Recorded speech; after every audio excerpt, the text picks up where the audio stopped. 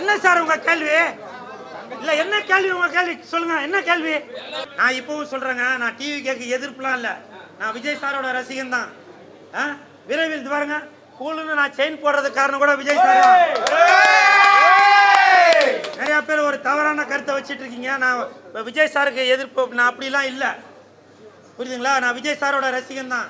CSK கட்சி, cool Suresh கட்சி கூட டிவிகே கூட இணையலாம், அது விரைவில் அறிவிப்பு வரலாம். அப்ப எங்களுடைய ஓட்டுக்கு அதுக்கு மதிப்பே இல்லையா சொல்லுங்க? நீங்க கேட்கும் போது நாங்க போட்டணும், நீங்க உங்க இஷ்டத்துக்கு ராஜினாமா பண்ணிட்டீங்கன்னா அப்ப மக்களாகிய நாங்க எதுக்கு இருக்கோம்? இதை யாருன்னா கேட்பீங்களா? கேட்க மாட்டீங்க. காரணம் ஜிங்குச்சா ஜிங்குச்சா ஜிங்குச்சா அந்த ஜால்ராக்கு மட்டும்தான் அங்க மதிப்பு.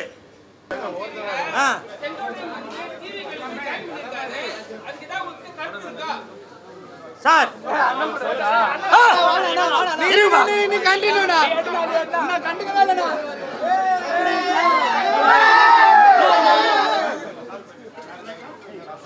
செங்கோட்டையன் சாருக்கு என் மனமார்ந்த வாழ்த்துக்களை தெரிவித்துக் கொள்கிறேன். ஆனா ஒண்ணு, செங்கோட்டையன் சார், நீங்க டிவிகேல இணைஞ்சிருக்கீங்க, வாழ்த்துக்கள். விஜய் சாருக்கும் வாழ்த்துக்கள். ஆனால் செங்கோட்டையன் சார், உங்களுக்கு எம்எல்ஏ பதவி கொடுத்தது யாரு? மக்கள்.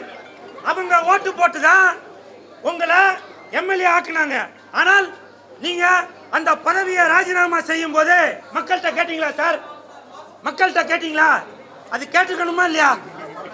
ஓட்டு கேட்கும் போது மட்டும் நீங்க வீடு வீடா, தெரு தெருவா, ரோடு ரோடா, மாடி, குடிசை, டீ கடை, நகை கடை, அந்த வீடு, இந்த வீடு, சின்ன வீடு, பெரிய வீடு, மாடி வீடு, குடிசை வீடு, எல்லா வீட்லயும் போய் ஓட்டு கேட்டீங்க. நான் இப்பவும் சொல்றேன் சார், செங்கோட்டையன் சார், நான் உங்களுக்கு தான் சப்போர்ட் பண்ணி சொல்றேன். இப்படி பண்ணலாமா? நீங்களே யோசிச்சு பாருங்க சார்.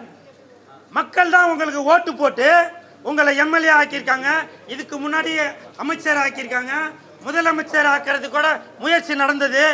ஆனால் இப்போ நீங்க அந்த ஓட்டு போட்ட மக்கள்கிட்ட எதுவுமே கேட்காம நீங்களே போய் ராஜினாமா பண்ணிட்டு இப்படி பண்ணலாமா சொல்லுங்க? என் வீட்டில் அத்தனை ஓட்டு இருக்கு சார். நான் உங்களுக்கு ஓட்டு போடலான்னு இருந்தேன், இவன் போடலான்னு இருந்தான், இவன் போடலான்னு இருந்தான். ஓட்டு கேட்கும் போது மட்டும் மக்களாகிய நாங்க தேவை, நீங்க ராஜினாமா பண்ணும் போது நான் இந்த மாதிரி ராஜினாமா பண்ண போறேன் அப்படின்னு ஒரு வார்த்தை கேட்டுக்கலாமே சார்? புரட்சி தலைவி அம்மா அவர்களுடைய விசுவாசி தான் நானு, விஜய் சாரோட ரசிகர் தான் நானு. எனக்கு உங்க ரெண்டு பேரையும் பிடிக்கும். ஆனால் இப்படி நீங்க யார்ட்டையுமே கேட்காம அவங்கள்ட்ட ஓட்டு வாங்குறதுக்காக நீங்க எவ்வளவு பாடுபட்டிருப்பீங்க. எத்தனை வருஷமாக உங்க தொகுதியில நீங்க நல்லது செஞ்சு அந்த மக்களுக்காக அதை பண்ணும் இதை பண்ணும் சொல்லி நீங்க எவ்வளவு பாடுபட்டீங்க. ஆனால் கொஞ்சம் கூட நீங்க மக்கள்கிட்ட எந்த ஒரு வார்த்தையும் கேட்காம நீங்க பாட்டுக்காக ராஜினாமா பண்ணிட்டீங்களே சார். அப்ப எங்களுடைய ஓட்டுக்கு அதுக்கு மதிப்பே இல்லையா சொல்லுங்க? நீங்க கேட்கும் போது நாங்க போட்டணும், நீங்க உங்க இஷ்டத்துக்கு ராஜினாமா பண்ணிட்டீங்கன்னா அப்ப மக்களாகிய நாங்க எதுக்கு இருக்கோம்? இதை யாருன்னா கேட்பீங்களா? கேட்க மாட்டீங்க. காரணம் ஜிங்குச்சா ஜிங்குச்சா ஜிங்குச்சா அந்த ஜால்ராக்கு மட்டும்தான் அங்க மதிப்பு. நீங்க அப்ப என்ன பண்ணுவீங்க? கூல் சுரேஷை திட்டுவீங்க இல்லையா? உண்மையா பேசினாக்க கூல் சுரேஷை திட்டுவீங்க. மனசு வலிக்குதுங்க. அந்த தொகுதி மக்கள் சாருக்கு ஓட்டு போட்டு ஜெயிக்க வச்சாங்க. ஒரு வார்த்தை கேட்டிருக்கலாம்ல, இனிமேல் தயவு செய்து அடுத்து யாராவது ராஜினாமா செய்ய வேண்டும் என்ற எண்ணம் இருந்தால் யார் யாரு இல்ல, அதாவது முரண்பாடான கருத்து இருக்குங்க, நான் இல்லைன்னு சொல்லல. ஆனால் ஓட்டு போட்ட மக்கள் கிட்ட ஒரு வார்த்தை கேட்கணும்ல. அது யாராக இருந்தாலும் சரி, முதலமைச்சர் ஐயா மு.க. ஸ்டாலின் ஐயா அவர்களாக இருந்தாலும் சரி, பாரத பிரதமர் மோடி ஐயாவாக இருந்தாலும் சரி. நான் இப்பவும் சொல்றேங்க, நான் டிவி கேக்கு எதிர்ப்புலாம் இல்ல, நான் விஜய் சாரோட ரசிகன் தான். விரைவில் பாருங்க கூலுன்னு நான் செயின் போடுறதுக்கு காரணம் கூட விஜய் சார். நிறைய பேர் ஒரு தவறான கருத்தை வச்சிட்டு இருக்கீங்க. நான் விஜய் சாருக்கு எதிர்ப்பு, நான் அப்படிலாம் இல்லை, புரியுதுங்களா? நான் விஜய் சாரோட ரசிகன் தான். சிஎஸ்கே கட்சி, கூல் சுரேஷ் கட்சி கூட டிவிகே கூட இணையலாம், அது விரைவில் அறிவிப்பு வரலாம். அதனால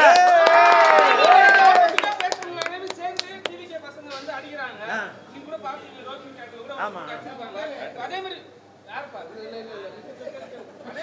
உங்க தாக்கம் சார் அதெல்லாம் தாக்குறதுக்கு வேலையே இல்லைங்க. ஏன்னா நான் யாரு, அவங்கள என்டர்டைன்மெண்ட் பண்ண, நான் அவங்க தம்பி மாதிரி, அவங்க அண்ணன் மாதிரி. என்னதுடா புரியுதுங்களா? அதனால இந்த கூல் சுரேஷ் பேசினாக்க அவங்க ரசிச்சுட்டு தான் போவாங்க. காரணம் நான் யாரையுமே தாக்கி பேச மாட்டாங்க. இப்போ கூட எம்எல்ஏவை பற்றி பேசும்போது கூட நான் தாக்கிலாம் பேசல. என் மனசில் உள்ள உண்மையை சொன்னேன். அவரோட தொகுதியில் உள்ள மக்களோட உண்மையை சொன்னேன். எனக்கு எத்தனை பேர் ஃபோன் பண்ணி அவரோட தொகுதியிலேருந்து கேட்டிருப்பாங்க, என்னங்க நாங்களாம் ஓட்டு போட்டோம், எங்கள்கிட்ட ஒரு வார்த்தை கேட்கல, அவங்களே ராஜினாமா பண்ணிட்டு போயிட்டாங்கன்னு. நீங்களே யோசிச்சு பாருங்க. என்ன சார், கட்சி தலைவர், சிஎஸ்கே கட்சியோட தலைவர் கூல் சுரேஷை தாண்டி நான் உங்களில் ஒருவன், மக்களில் ஒருவன், உங்களோட நண்பன். எந்த இடத்துல தவறு நடந்தாலும் அந்த இடத்துல இந்த கூல் சுரேஷ் தட்டி கேட்பான் அப்படின்ற ஒரு எண்ணம் உள்ளதால தான் அந்த தொகுதி மக்கள் என்கிட்ட கேட்டாங்க. நான் இப்பவும் சொல்றேன், எம்எல்ஏ அவர்களுக்கு நான் சப்போர்ட் தான், புரியுதுங்களா? அதே மாதிரி டிவி கேட்க நான் சப்போர்ட் தான், இல்லைன்னு சொல்ல. ஆனால் இந்த மாதிரி ஓட்டு போட்ட மக்கள்கிட்ட நீங்க கேட்காம ராஜினாமா பண்ணது அது மிகப்பெரிய தவறு. அவங்களுக்கு ஒரு கருத்து இருக்குங்க, புரியுதுங்களா? யார் யார்கிட்ட வேணாலும் சேரலாம், அது அவங்களோட விருப்பம். ஆனால் ஓட்டு போட்டு ஜெயிக்க வச்சது நாங்க தானே, எங்க கிட்ட ஒரு வார்த்தை கேட்கணும்ல. அதுதான் என்னுடைய ஆதங்கம். மற்றபடி அவர் சார் ஜெயிச்சாலும் சரி, இன்னும் முதலமைச்சர் ஆனாலும் சரி, துணை முதலமைச்சர் ஆனாலும் சரி, எல்லாத்துக்கும் என் மனமார்ந்த வாழ்த்துக்கள். வாழ்த்துக்கள்.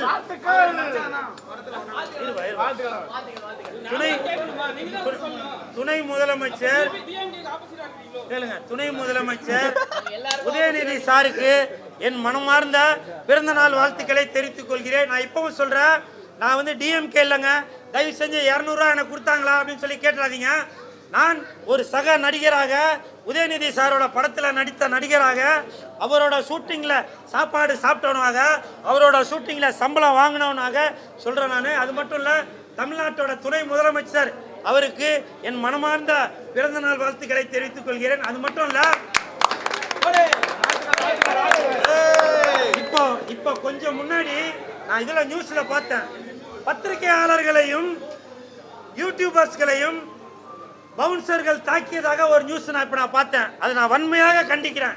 ஏன்னாக்கா இன்னைக்கு பத்திரிகை நண்பர்களும் ஊடக நண்பர்களும் இல்லை என்றால் தமிழகம் மட்டுமல்ல, இந்தியா மட்டுமல்ல, உலகமே இயங்காது.